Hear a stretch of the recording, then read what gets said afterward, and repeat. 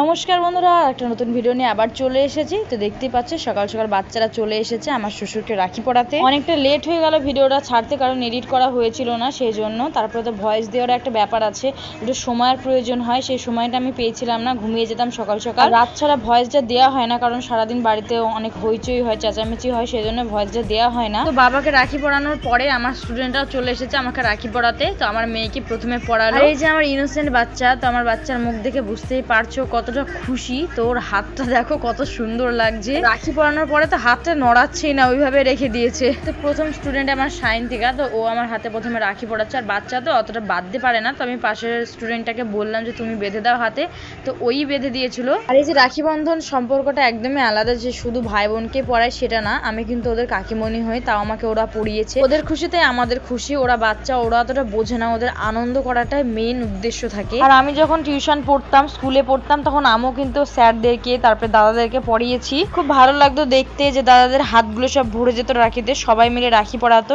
আর আমাদেরকে আমার বান্ধবীরা পড়াতো, বন্ধুরা পড়াতো। তো আমার 4টে স্টুডেন্ট, বেশি নেই, কারণ আমি পড়ানো বাদ দিয়ে দিয়েছিলাম। আর আমি এই 4জনকেই পড়াই। আর এখানে তো অনেক মাস্টার আছে, সেজন্য সবাই সবার কাছে পড়াই। আর এই হচ্ছে এদের 4জনের মধ্যে থেকে সব থেকে ছোট। রাখিটা কিন্তু ঠিকভাবে বাঁধতেই পারছে না, তো আমি পাশে হিরো ছিল, হিরোকে বললাম বেঁধে দিতে, তো সেই বেঁধে দিল। আর এদেরকে আমি রুল আর কলম দিয়েছিলাম, তো এরা খুব খুশি হয়েছিল তাতে। আর মিষ্টি খাইয়েছিলাম।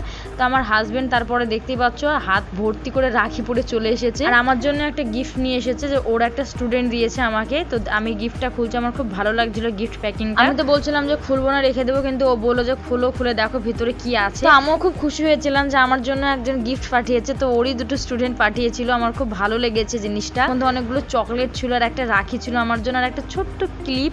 তো আমার ক্লিপটা খুবই পছন্দ হয়েছে, খুবই ভালো লেগেছে দেখতে। আর আমি ক্লিপটা পেয়ে সাথে সাথে মাথায়ও পরিয়ে নিয়েছি। আর সোনালি রাখি পড়াবে বলে রাখি কিনে নিয়ে এসেছিল। সোনালির চান হয়ে গেছিল, কিন্তু আমার হাজবেন্ডের চান হয়নি, কারণ খুব কাজের মানুষ। রাখি পড়ানোর একটা তিথি থাকে, তো সেই তিথির সময় ছিল একটা কত পর্যন্ত জানো। তো আমার হাজবেন্ডকে আমার শাশুড়ি বারবার বললো চান করে নিতে, তো ও করেনি। সেই জন্য সোনালি বললো যে আর কিছু করছি না, ধান দুব্রো দিচ্ছি না, তোকে এমনিই পরিয়ে দিয়ে রাখি। আর এই যে পাড়ার ছেলে পেলে পুচকি পুচকি, তো ওরা এসেছে ওকে রাখি পরানোর জন্য। তো ও 2 হাত বাড়িয়ে দিয়েছে। 2 হাতে কিভাবে রাখি পরাচ্ছে তোমরা দেখো, যে যেমন ভাবে পারছে সে তেমন ভাবে বাঁধছে। আর আমি চলে গিয়েছিলাম চকলেটের ঢোপ আনতে, ওদেরকে চকলেট দেবো বলে। এরপরে জন্মদিনের ভিডিও আসবে, তোমরা অবশ্যই দেখো।